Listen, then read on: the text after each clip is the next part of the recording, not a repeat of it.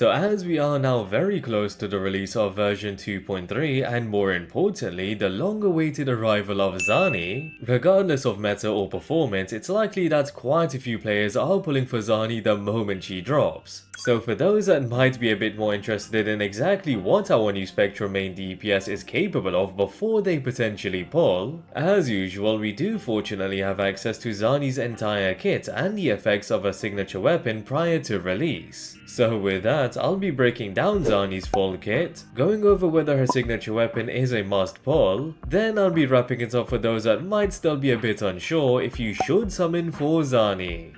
Just before we jump into it, as always, would really appreciate it if you could subscribe for more WutheringWaves content and drop a like if you enjoyed the video. Now, as mentioned, Zani is our newest Spectrum main DPS, which of course means she will be contending with the current Spectral DPS queen, Jinchi. Though what makes Zani different to Jinchi is that her damage will scale off heavy attack damage and revolves around the Spectral Frazzle mechanic. Additionally, Zani will be capable of a few other abilities such as negating damage, switching her entire playstyle, and provides a Spectral damage increase to all allies despite being a main DPS. So now just diving into Zani's basic attacks, considering she does have two forms as I just mentioned, it means Zani will have two different sets of basic attacks. So aside from being able to accumulate stacks of redundant energy for the Forte gauge, alongside gaining a ton of style points, the standard basic attack string wouldn't offer much value in terms of DPS. So then, as for Zani's resonant skill, similar to some other characters, there will be a standard resonant skill and an enhanced resonant skill. Although, unlike some characters with two resonant skills, Zani's standard skill does provide great value in specific situations and is reminiscent of Jiyan. Considering when you do activate and hold down the resonant skill, Zani will negate all damage with her shield, and once receiving damage, not only will Zani counter-attack with resonant skill Pinpoint Strike, but will also stagnate enemies, reduces their vibration strength by 5% and receives a 30% damage reduction for the next 2 seconds. So again, it is a bit similar to Jiyan's resonant skill, but clearly better overall, given the amount of value alone stagnating an enemy holds within difficult content. Now, Zani's enhanced resonant skill whilst in a base form is linked to her Forte gauge. Only once maxing out the gauge with 100 redundant energy can Zani activate the resonant skill Crisis Response Protocol. On activation and holding down the resonant skill, Zani begins to charge up the attack and will in fact be completely immune to interruptions, which is of course massive as it does allow Zani to avoid a huge damage loss within her rotation. Once fully charged, the resonant skill targeted action will then be activated, allowing Zani to switch her shield into a massive broad blade and consumes all redundant energy to deal significant damage. Although, if Zani is attacked during the ready stance, the resonant skill Forcible Riposte will then be activated instead. The only difference between both skills is that the Forcible Riposte will stagnate the enemy and reduce their vibration strength by 5%. So a bit similar to the standard skill, you may want to time Zani's enhanced resonant skill to receive damage in order to gain the most value from the ability. Now lastly, when activating either enhanced resonant skill, Zani enters the Sunburst mode, which amplifies Spectral Frazzle damage dealt by Zani by 20%. However, since Zani mainly deals damage considered as Spectral Frazzle damage within her secondary form, the Sunburst mode will then essentially be setting her up before she enters the Inferno mode. Now before we go over the Forte circuit, it will make a bit more sense to first go over the Resonant Liberation. On activation, Zani will enter the Inferno mode and deals a burst of spectral damage to enemies, whilst also leading to a drastic appearance change and a different skill set being available.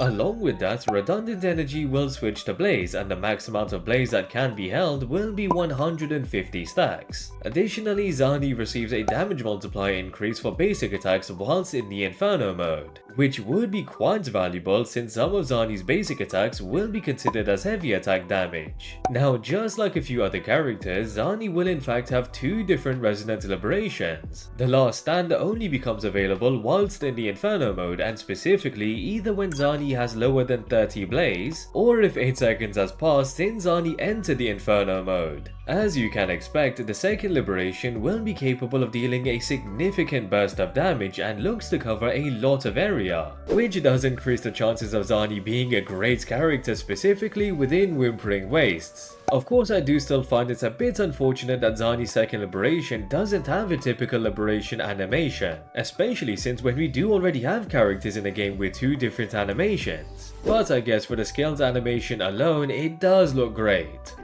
Now finally, regarding the Forte circuit, as mentioned, Zani will be able to accumulate stacks of redundant energy whilst in her base form and blaze within her secondary form. Zani will be able to stack redundant energy through basic attacks, the intro skill, and both variations of the standard resonant skill. As for accumulating blaze on the other hand, once entering the Inferno mode, Zani will immediately gain 50 stacks of blaze, but will also gain 10 blaze when triggering either variation of the enhanced resonant skill, along with gaining 5 blaze for every stack of heliacal ember inflicted. As for how exactly to inflict stacks of heliacal embers, the enhanced resonant skill will be capable of inflicting 1 heliacal ember upon target's hit, but majority of them would be from Zani's unique ability to immediately consume all stacks of Spectral Frazzle inflicted. Not only will Zani trigger the corresponding damage of those Spectral Frazzle stacks, but will also convert them into heliacal embers. Now if you're thinking, wouldn't this just counteract the Eternal Radiance set that requires 10 stacks of Spectral Frazzle to be inflicted?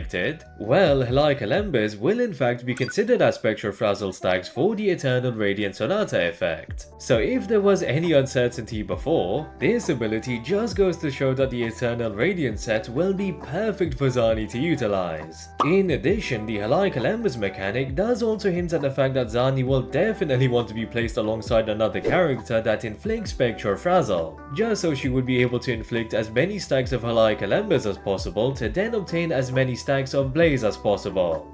Now the reason for this will be due to Scorching Light, which essentially allows Zani to be able to utilize an enhanced set of abilities that will consume large amounts of blaze. While Zani is in the Inferno mode, Heavy/Daybreak, Heavy/Dawning, Heavy/Nightfall, and Heavy/Light Smash become available. These attacks will pretty much replace the basic attacks and resonant skills from Zani's base form, which overall have a lot more range and will be considered as both heavy attack damage and Spectral Frazzle damage. When blaze is higher than 30, the enhanced resonant skills Targeted Action and Forcible Riposte are replaced with Heavy/Daybreak and Heavy/Light Smash. Both Heavy/ variations of the resonant skill essentially work the same as the standard variation, as Zani will enter her ready stance and deals massive damage. But if attacked, Zani will reduce vibration strength by 10% instead of 5 and stagnate enemies. Now these skills will come at a cost of 40 blaze, but for each blaze consumed it will increase the damage multiplier of Heavy/Nightfall, which is considered as the instance of damage following Zani's charge up during the resonant skill. Then as for the basic attacks, as mentioned, they will deal significantly more damage as they are replaced with Heavy/ variations, ranging from Heavy/Daybreak to Heavy/Dawning and to Heavy/Nightfall, which again in particular will be a strong final attack that converts the blaze consumed into a damage multiplier bonus. So with that, Zani will really be able to deal the most damage within the Inferno mode, since it pretty much switches most of her abilities into attacks that deal damage scaling off heavy attack damage and Spectral Frazzle damage, although those attacks will only be available if Zani has stacked up enough blaze, which will mainly come from the stacks of Spectral Frazzle her allies inflict. Lastly, as for the intro and outro skills, there isn't much regarding the intro skill aside from a nice animation of Zani attacking an enemy and the redundant energy it will provide.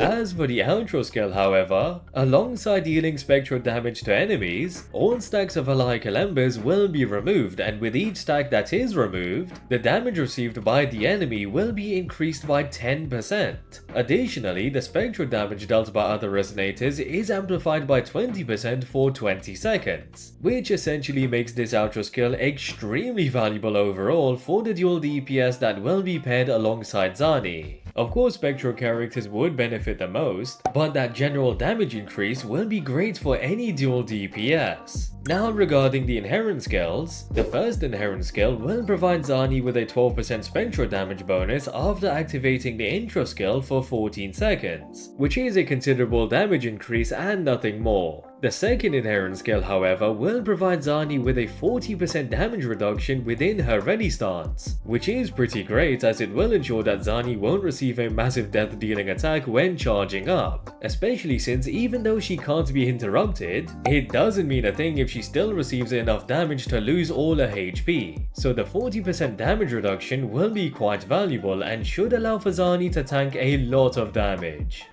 So that will wrap it up for the kit breakdown, and now just before we go over the final thoughts, Zani's signature weapon, to no surprise, will be extremely valuable and is her best in slot, considering the main stat provides 48% crit damage, and as for the passive, there is the standard 12% attack bonus, and when casting basic attacks, Zani can ignore 8% of defense and Spectrofrazzle damage dealt is amplified by a massive 50%.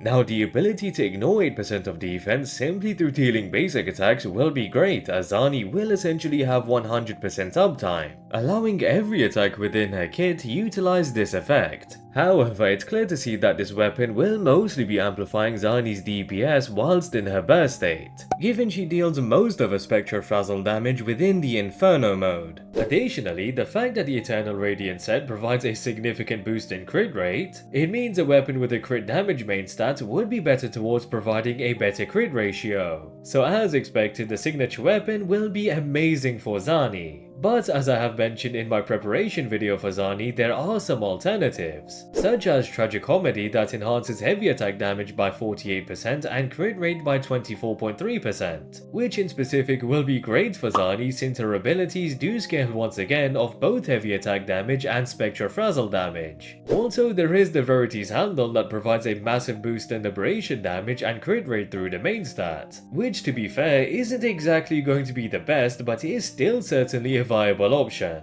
Then as for the 4 stars, there's the Stonard and the Legend of the Drunken Hero, which can provide some value as a last resort if you don't have any 5-star alternatives. So all in all, there are some decent alternatives for Zani if you aren't able to pick up her signature weapon. The signature is pretty niche as no other character will be able to utilize it, which means it wouldn't really be the best investment for your account. Although, just like every other main DPS, the signature weapon will provide a massive boost in damage, and so if you do intend to main Zani for the foreseeable future, I would definitely recommend to pick it up, and even more so if you don't have any other 5-star gauntlet.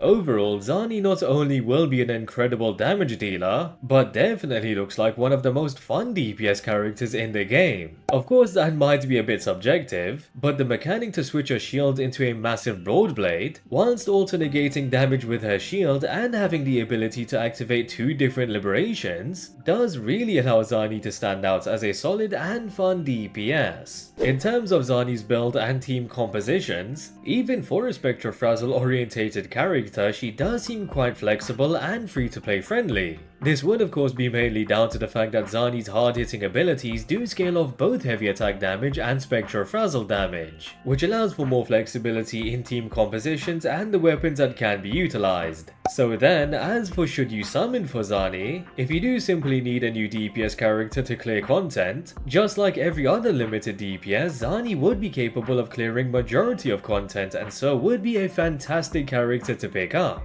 Additionally, due to the fact that Zani can negate a lot of damage, she might especially be great for more difficult content such as hologram bosses. So for those players that do struggle in that specific content may then benefit a lot more picking up Zani. The only concern I would bring up is that Ciaccona is right after Zani and is most likely the best in slot sub DPS for Carlotta, which might also be dropping after Ciaccona in 2.4. So if you really aren't in any rush to pick up a DPS, but would like the best performing DPS from the upcoming versions, then it might be better to wait for Carlotta and to pick up Ciaccona in the second phase for her. That is, if Carlotta is confirmed for 2.4, which we will be finding out very soon once Zani's banner is still up. Though either way, Zani will still remain to be a powerful DPS, and given the track record so far for DPS characters, she should be a viable DPS unaffected by power creep for quite some time. And with that, I hope you guys enjoyed the video. I'd really appreciate it if you could subscribe for more WutheringWaves content, and if you enjoyed the video, drop a like. Also drop a comment down below on whether you will be pulling Zani alone or with her signature weapon. And yeah, hope to catch you guys later.